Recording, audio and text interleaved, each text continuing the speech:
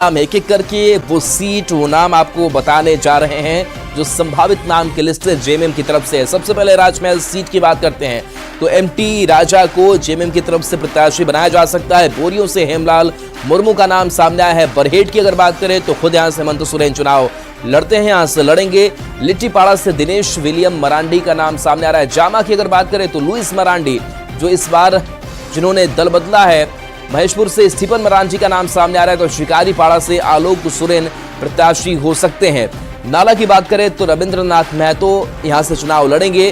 दुमका की अगर बात करें तो यहां से बसंत सोरेन का नाम सामने है और कई ऐसे नाम जिनकी सीटें उनको फिर से रिपीट किया जा रहा है। जामा से लुइस मरांडी, डुमरी से बेबी देवी का नाम सामने है तो मधुपुर से हफीजुल हसन इस बार फिर से चुनाव लड़ सकते हैं। सारड़ से चुना सिंह का नाम सामने आ रहा है। गांडेय से अगर बात करें तो कल्पना मुर्मू सोरेन।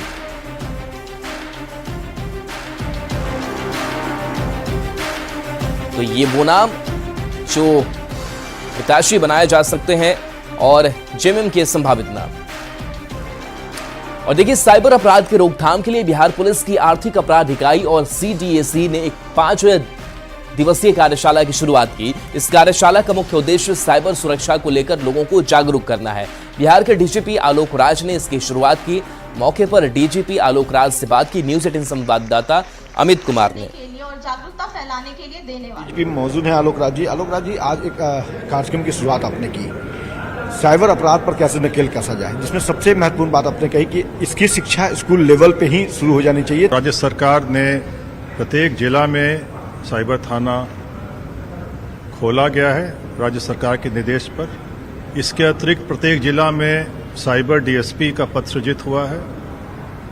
इसके अतिरिक्त साइबर क्राइम के अनुसंधान में साइबर क्राइम के रोकथाम हेतु विशेष प्रशिक्षण कार्यक्रम कार्यशालाएं भी आयोजित की जा रही हैं। बिल्कुल, तो ये थे हमारे साथ डीजीपी बिहार जो लोगों से अपील किया है युवाओं से, खासतौर पे जो भटक चुके हैं साइबर अपराध हो या दूसरे अपराध की तरफ अपने रास्ते अपने कदम जो है वो बढ़ा चुके हैं, तो उनसे अपील किया है कि न्यूज 18 के माध्यम से कि आप वापस जो है मुख्यधारा में आए और साइबर अपराध को लेकर के जो भी आगे की जो योजना है, जो रणनीति है बिहार पुलिस की, उसे भी साझा किया है डीजीपी आलोक राज ने। कैमरा पर्सन दीपक के साथ अमित कुमार, न्यूज 18 पटना।